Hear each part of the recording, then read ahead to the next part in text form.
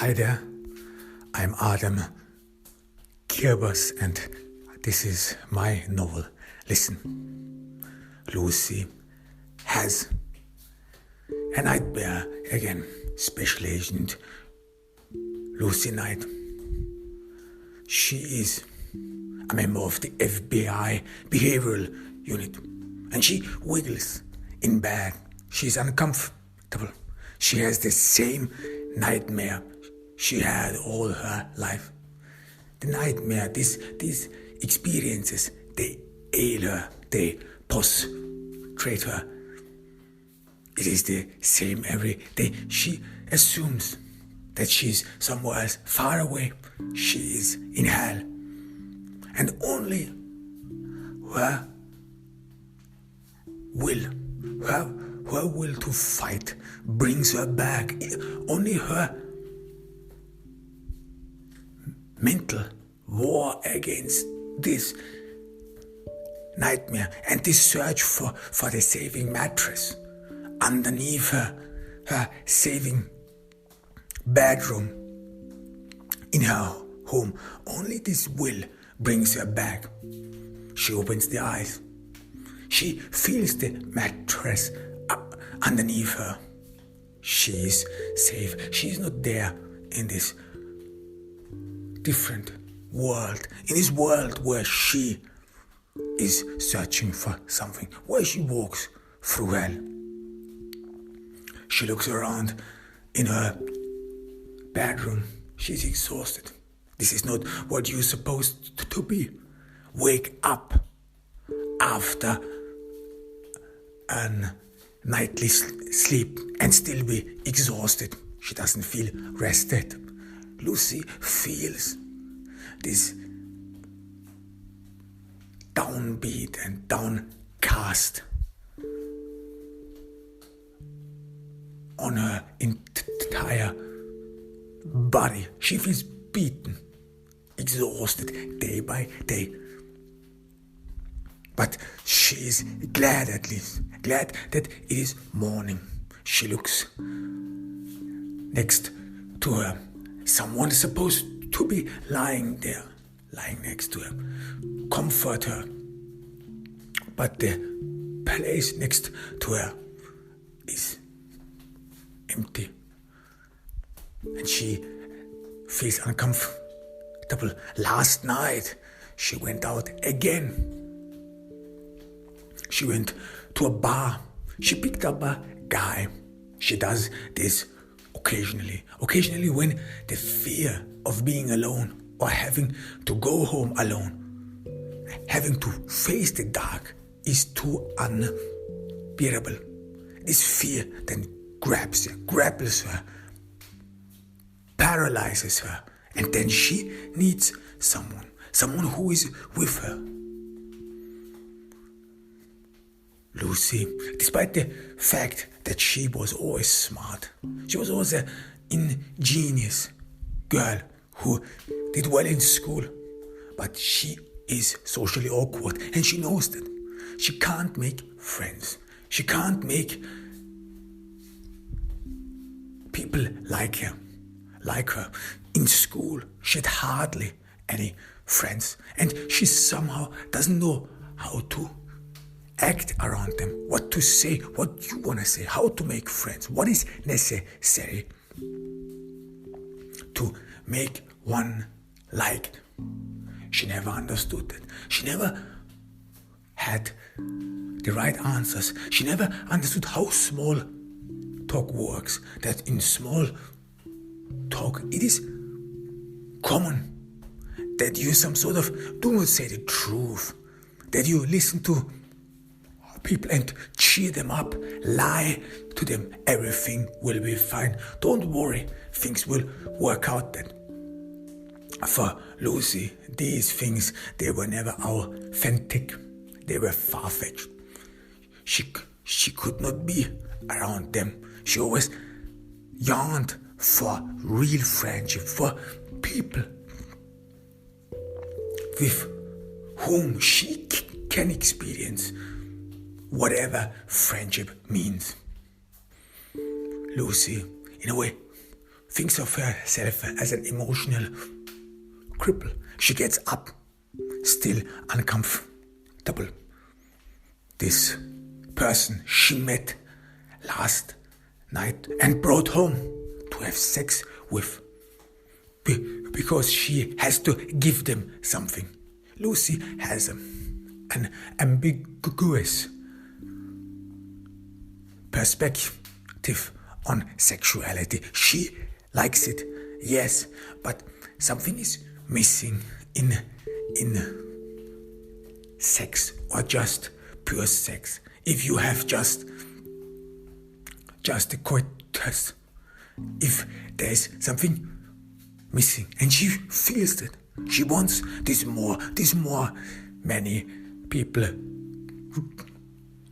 dream about this thing that is called love, but she does not know how to get there.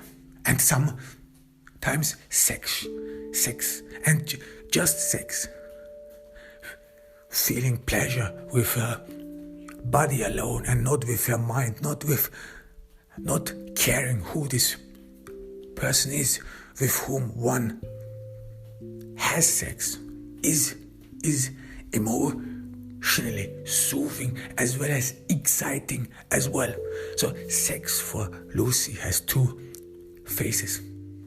And last night, this was rather the latter. She enjoyed herself physically, but now in the morning she feels uncomfortable. Where is this guy? He's supposed to be lying next to her. He could be everyone. He could be a psychopath, or he could be a pervert. A pervert who makes or takes photos from her while she sleeps, while she's naked, while she's vulnerable. This is not something you do. You do not entrust yourself to nobodies. Despite the fact that Lucy has a knack for seeing through people, seeing their true personalities, their characters, and she likes to intimidate man or go for man who in a way are easy controllable, not because she likes these men in general. No, she rather prefers independent and strong men, but she feels vulnerable as well. She feels that something is wrong with her, that she has this fear, this existential fear of the dark and having to be alone. And she cannot make anyone understand who is independent. She assumes a man who is independent, a man who stands with both feet in life, probably wouldn't even care for her at all. Probably would even walk past her or see their mental damages she's carrying with herself. Lucy had over the years learned to cover up, learned how to take her private life out of plain sight. She tried to do it. This is what she learned from her parents. Her parents, whenever someone was on a visit, came to visit them, her parents, they were fine hosts. They were fun-loving. At least they could act like it. They were funny. They would make funny jokes. It was always as if this would be a nice, good family. People who get along well. And Lucy occasionally even enjoyed when someone came over to visit them. Then she would see the good side of her parents. She would see the role activity thing.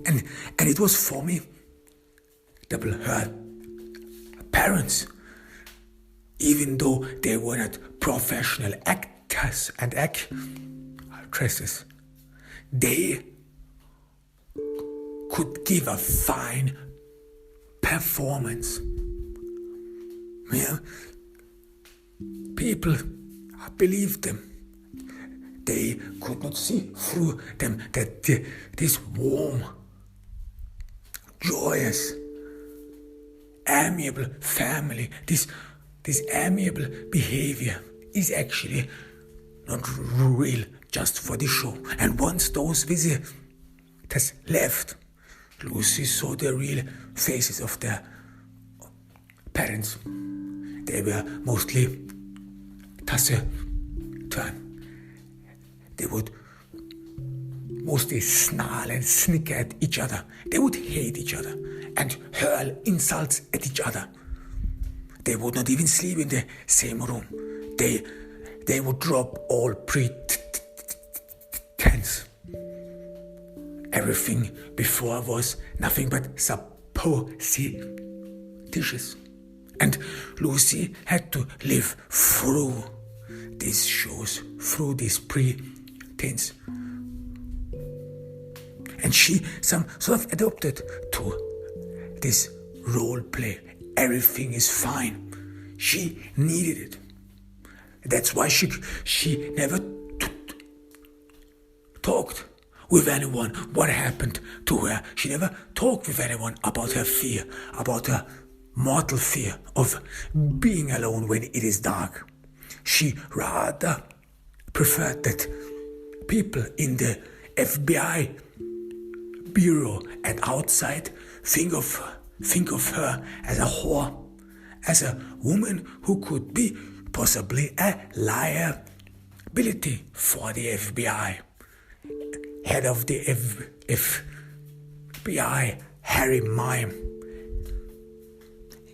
He's one of those guys who sticks to Lucy, but not because he approves her behavior. Because 1 year ago, this news broke. This news broke in the FBI that apparently one female employee has a lot of sexual intercourse with various men, with different men. This was a revolting attitude or a revolting news for many male FBI agents. A woman who has sex with a lot of men and she works for the FBI, this would be all a dishonor. And it would tarnish the reputation of the FBI if this is actually true. And it was true, because some of the men Lucy had sex with, they came actually forward. They talked about her. They recognized her. And they talked pretty much freely about having sex with her. Some of these men, some of them reported false things like which sex position he had sex with her. How amazing Lucy apparently likes to get fucked from behind, and that she mourned like a whore. And this, back then, they did not know that she's from the FBI, but now it even feels more enjoyable. They feel even more pleasure that they had nailed an FBI woman. And some of the men in the bureau thought this as a disgrace, and that this woman, who is a liability to the FBI, should be thrown out of the office right away. But Harry Mame decided against it, even though he knew that this is not a behavior someone from the FBI should be conducting. You should not have with random people sexual intercourse. Worst of all, invite them in to your home. This could be a liability. You could talk about stuff you should not talk about. Harry Mayhem knew that. But he knew as well as that many men, especially men who are head of departments, men who are married, have girlfriends on their side. They have mistresses. They so-called Puritan indignancy is actually nothing but a sham. And if he would move on it, because he was well aware who this person is Lucy Knight, Special Agent Lucy Knight. But he knew that if he would move on it, would throw her out just because of the reason that she has a lot of sex with a lot of different men, this would probably open questions about other agents within the FBI who sometimes even in plain sight cheat on their women. And this is the last thing they need. Harry Mayhem tried to talk with Lucy, but he doesn't know how. What is one supposed to say? Stop fucking around. Stop getting fucked up all day long. Normally, he doesn't care about the personal lives of his agents, but he agrees that this reflects badly on the FBI. Apparently, a sex addict is an agent works for the FBI. He can already see the headlines in local and national news, and if something goes wrong, they will probably come back to that. If the FBI mistreats a case, or if they make a mistake and these things happen, what then? Harry Mayhem acted, or he didn't act on it, as long as he thinks that this is just a stupid rumor and people do not actually believe in it, because outside the bureau everyone assumes that the bureau is a neat and tight organization and that these things would actually not happen, that people who are admitted into the FBI, that they would have some sort of, that they would bring with them a certain behavior.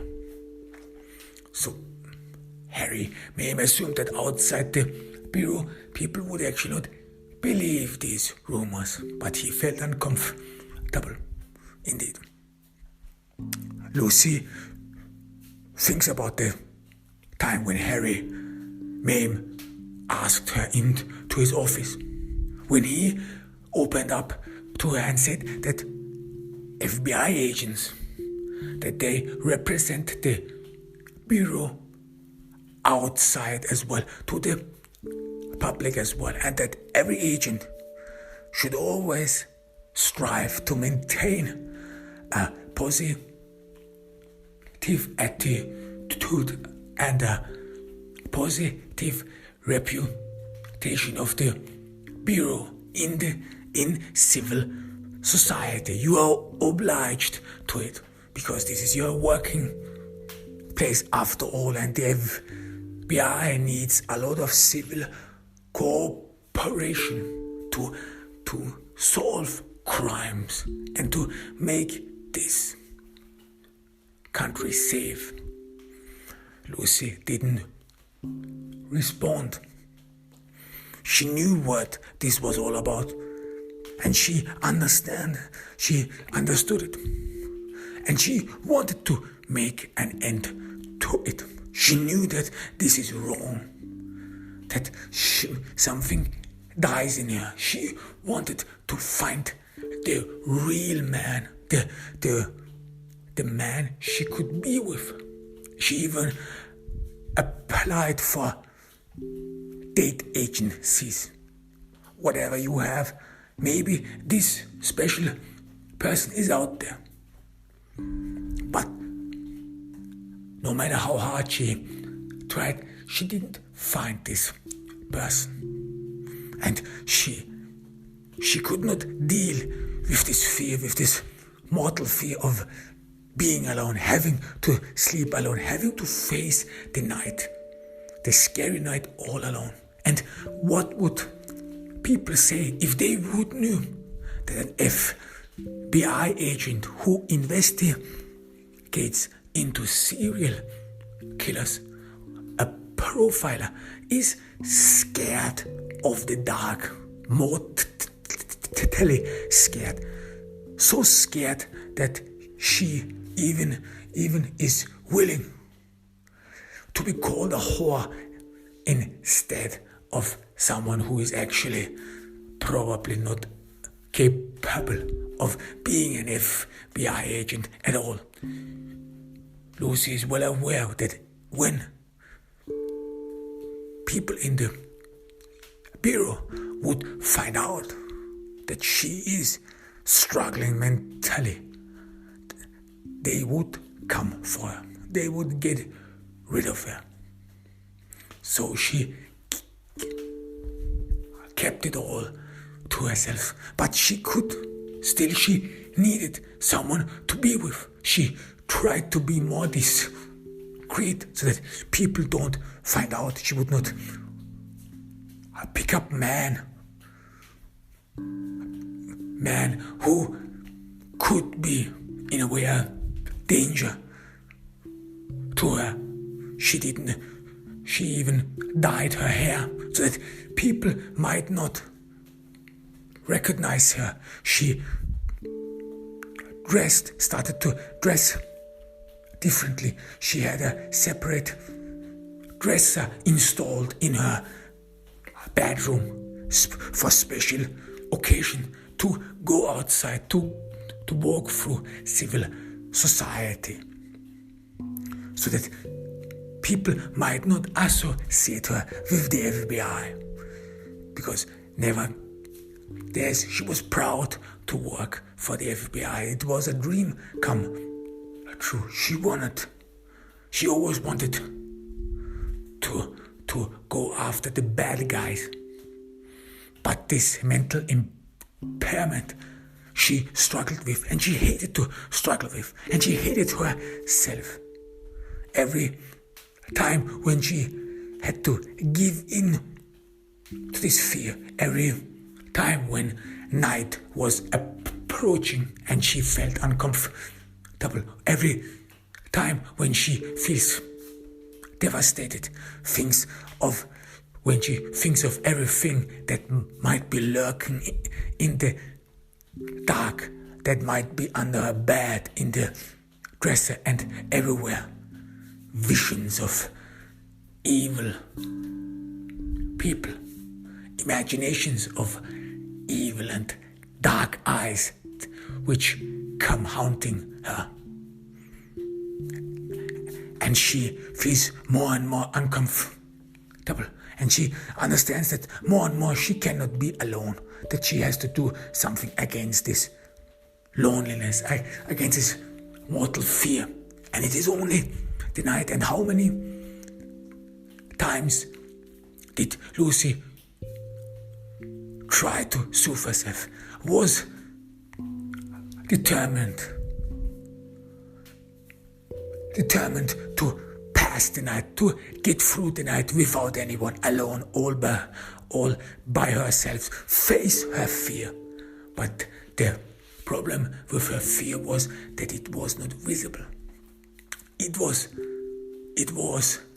out of sight, like someone. She was looking for something that was always hiding from her. And the eyes and the shape of this something was so elusive, would always evade her. She could not take a glance at it. And this was maddening. What was there that was waiting for her? Lucy thought that she probably goes insane. More and more that she loses touch with reality. And she has no one to talk to. And last night, she again felt this mortal fear. She again felt that she could not cope with it anymore. And that she cannot be alone anymore. That's why she went out again. Went out in a bar. Just not to be alone. Just to have a night rest. Just to feel normal again. Lucy opens the drapes. It is morning. And she feels relieved. Because it is a dawn of a new day. Lucy does not like sunsets, even though many people find sunsets soothing, as if at the end of the day you some sort of gaze into an idle, or you are in an idle notion, the end of another day, the end, and some philosophize about life, about what one has accomplished, about the daily mundane existence they live, and in the sunset, in this beauty, everything comes together. All these thoughts, which are nothing but bunkum. Nothing will change how long you gaze into a sunset. But the morning gone, it has something different on it. Something, a new start, a fresh start, aware of a lot of possibilities. This is when you can make the change, can bring change about. Lucy feels comfortable. She has garnered strength. So that she does not feel afraid anymore. Despite the fact that there is a stranger in her bed, someone she doesn't even know the name of. Sexuality for Lucy has not intimacy at all. It does not entail intimacy at all. There are many variations of sexuality. Of course, some sexualities, sometimes when you have sex with someone you love and want to be with, this may be intimate. This may be something valuable, but Lucy has never experienced these feelings. She knows sex only through a favor you do someone whom you cannot convince otherwise to spend the night with you, to help you to cope with the fear. Lucy, despite the fact, is cautious. This person whom she does not know could be a murderer, could be a perv after all. She looks around, she sees his trousers. She stealthily sneaks to the trousers. She gets his phone.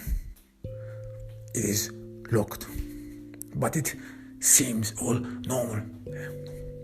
She knows how to hack a phone. This is what one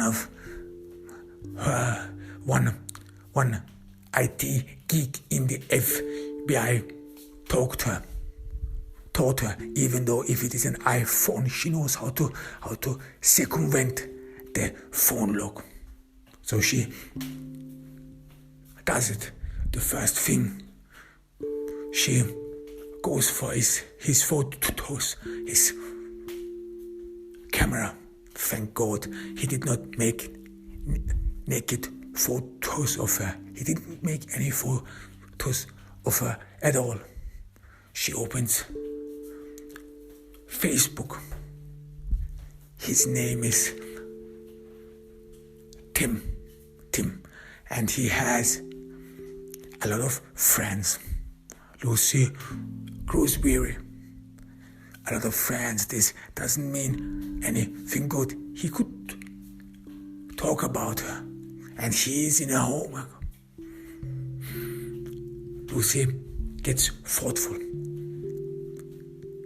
He goes through his Facebook profile. This all looks neat.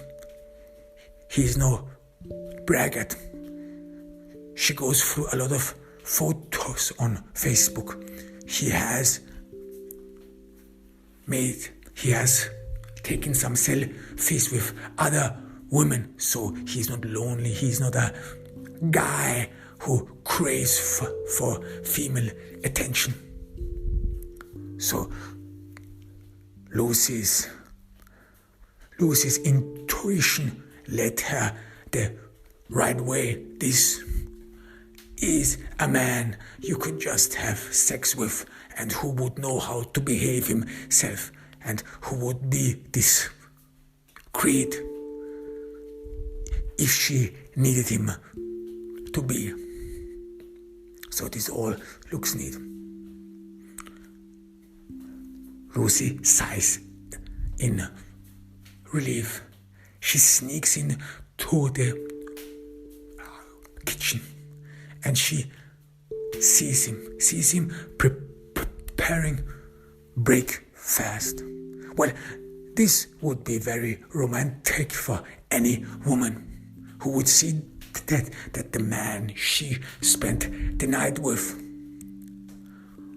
makes her breakfast. But for Lucy, this sight is hideous. There's a stranger in her room, a stranger who uses her stuff, a stranger whom she had never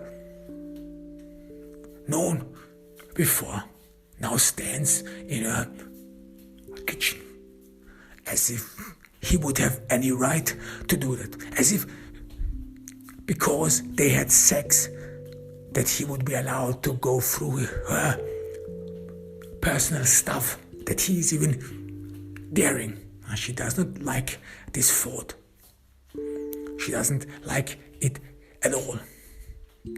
And Lucy thinks about how to get rid of this man, because you have to be subtle and you have to be careful, since every wrong word could lead to a PR disaster, or he could slander her on Facebook. He could call her a whore,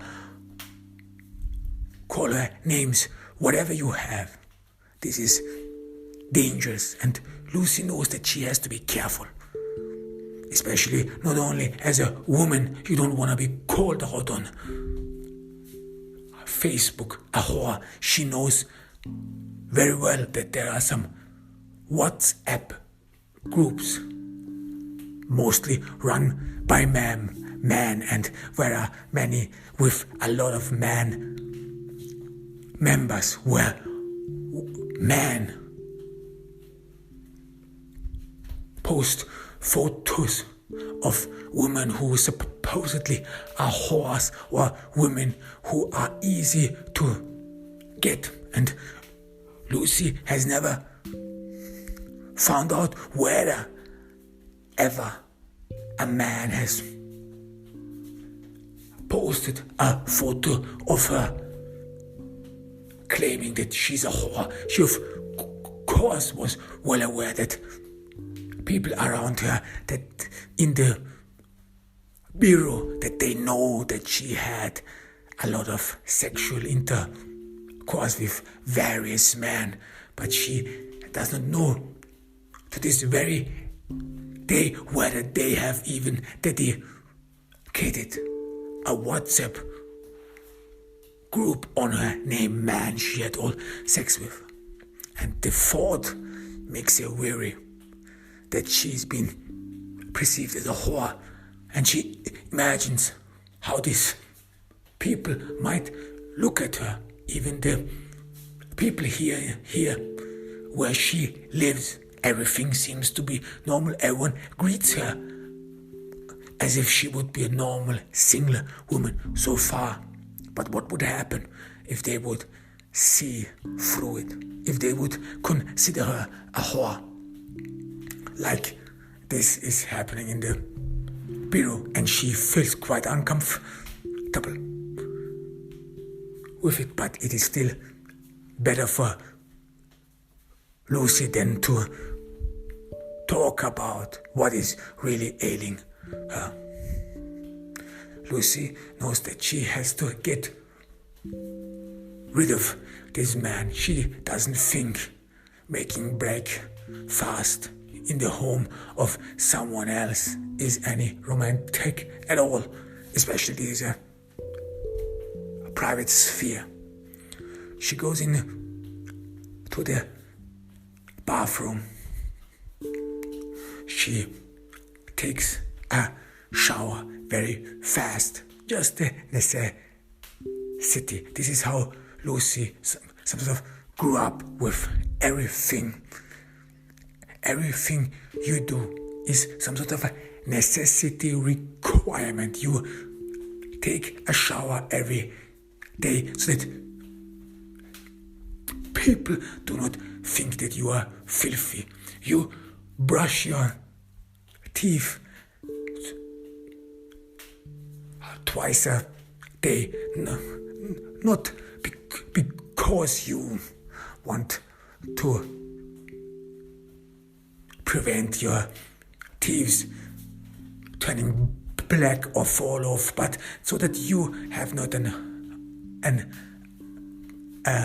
nasty breath, so that you do not become a disturbance for other people. Just the bare necessity. Lucy has never learned to some sort of embellish her appearance or to feel pride for her appearance.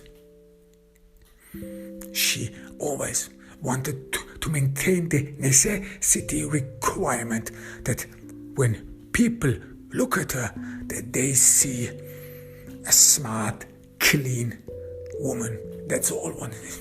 But things had changed in the past, especially when the news in the FBI bureau broke that she is having sex with a lot of men. Some of the men in the bureau snickered, laughed at her. Some of them winked at her, or others just looked at her in disdain. And she felt filthy. She felt so filthy that she had for a couple of weeks spent longer on her daily morning showers, and she felt all the gazes of the man in the bureau, and these gazes, many of them disturbingly perverse. Some of these men, as if they would not know what sexual intercourse really is. They looked at her in a way that made her very uncomfortable, as if they would be undressing her in their minds. And these cases, they subjugate hated her, they stigmatized her, but as well as they made her feel filthy. She more and more understood what it means for a woman to lose all the respect of their male co-workers. Because once, when she started to work for the FBI, everyone assumed that she's a smart girl, a little bit geeky. She was not wearing any makeup. She wasn't wearing any flashy or showy clothes. And Lucy had some sort of adopted to a down-to-earth behavior. Acting role, playing what she learned from her parents, that when you leave your walls, when you leave your four walls, that you have to not only wear clean and neat clothes, no, you as well as wear, and this is what her parents pretty much thought of it. You wore a certain behavior, a behavior which appears for some like a code you wore. How you should behave yourself in public and how people should perceive you in public. And in the beginning, everyone was very fond of her, Lucy. She's an upstart, she's a smart woman, and everyone apparently liked her, liked the person she played and the role played. But then things changed.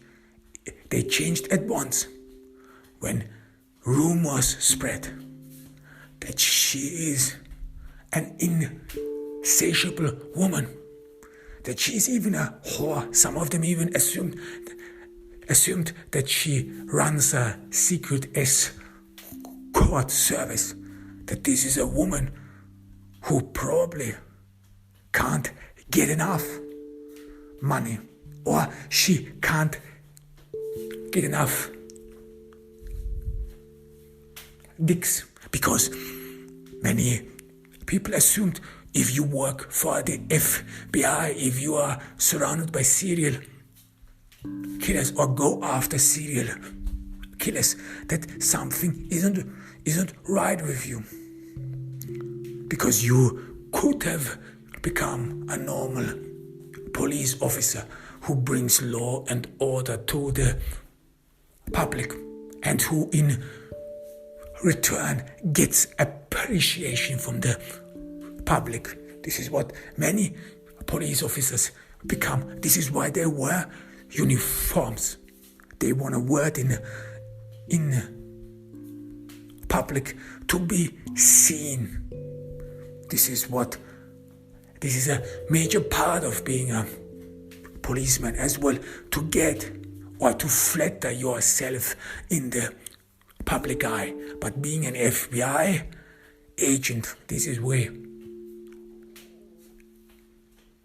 different, because you are not in the public eye that much. You spend most of your time outside of the public eyes through analysis. Or if you go after serial killers, this is even way more different. So many assumed that you had to have some mental issues, some mental dent, as it is called. And you need to have this mental dent in order to understand what is wrong with the people, what is going wrong with the world. But no one ever assumed that a woman who is apparently a sex addict would be fitting to go after serial killers. And Lucy is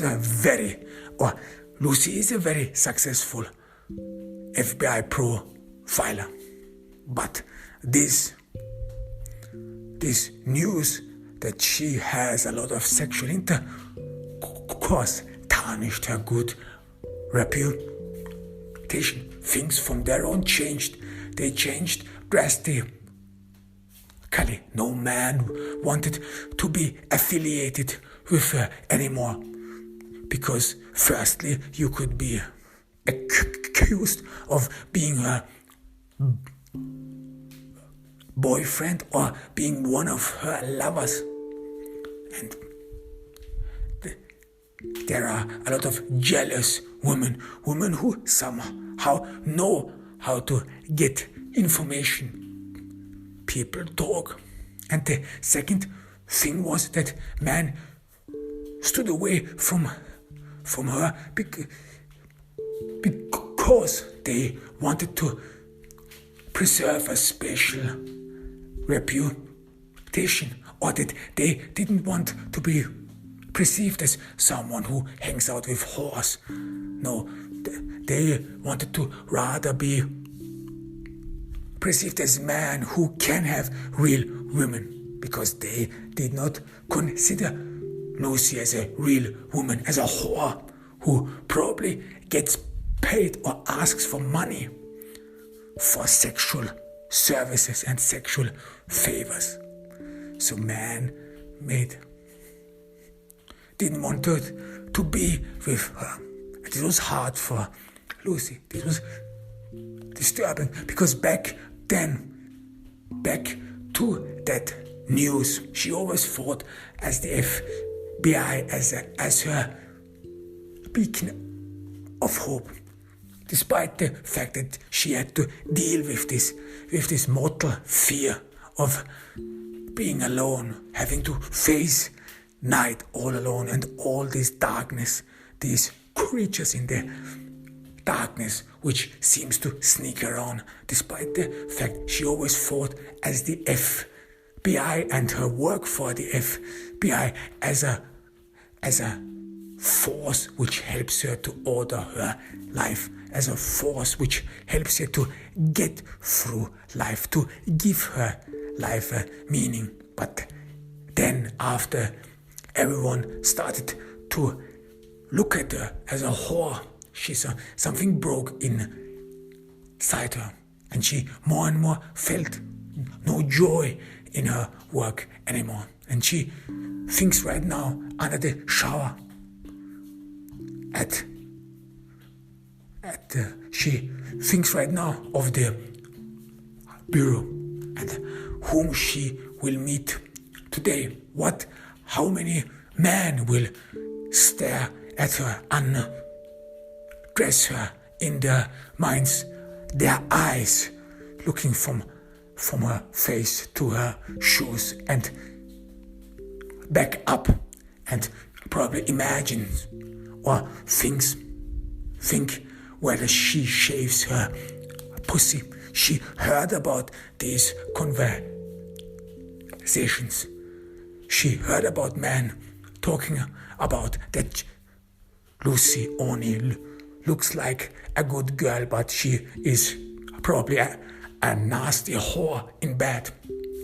And she heard about the bet that some assumed that she would have some sort of whore tattoo, and how this whore tattoo may look like. Maybe she even has a tattoo of a dick on her ass, telling every man where to get in, because there are rumors Lucy only has sex with hillbillies. The thought alone makes you uncomfortable. But Lucy did not give up her job at the FBI. She needs that job to give her meaning in her life. She has finished showering. She dries her hair fastly. She thinks about the stranger, Tim, who must have realized by now that she's up, that she's awake, and that she even locked the door of the bathroom because she doesn't want to meet him. And Lucy thinks about it again. A stranger is in her home, and she has put her gun into a safe space, into a safe. Her gun and her badge, everything that has any meaning to her, is locked away. She thinks about the fact how she can get to her gun and her badge without Tim, the stranger, seeing her, so that he might not know or doesn't get aware of the fact that he had sex with an FBI agent, that an FBI agent picked him up, because this was new for for a man. This was new for Tim. Lucy remembers Tim's face when she some sort of said these things, and Lucy knows what to say to people, fancy them, flatter them, especially men who crave for attention, or who feel uncomfortable around women. She knows what to say to them, and Tim was swooned. Tim was charmed, and he came with her. But Lucy saw that this was a whole new experience for him. Never before did a woman pick up a man. And normally you should be very cautious if a woman picks you up. But Tim was not. He was in a daze, and he came with Lucy into her home. Lucy still would never go in to the home of someone whom she picked up. This was too risky and too scary to be in a ground or in a place you don't feel familiar with, especially a person you don't know. And now Lucy thinks how to get rid of this man. She gets out of the bathroom cautiously. She looks around. Tim is not there. Again, she feels uncomfortable that she has to sneak around in her own home, in her safe place. She rushes to her dresser. She dresses very fast. She has a secret safe behind the dresser. It is hidden. It is not visible for everyone.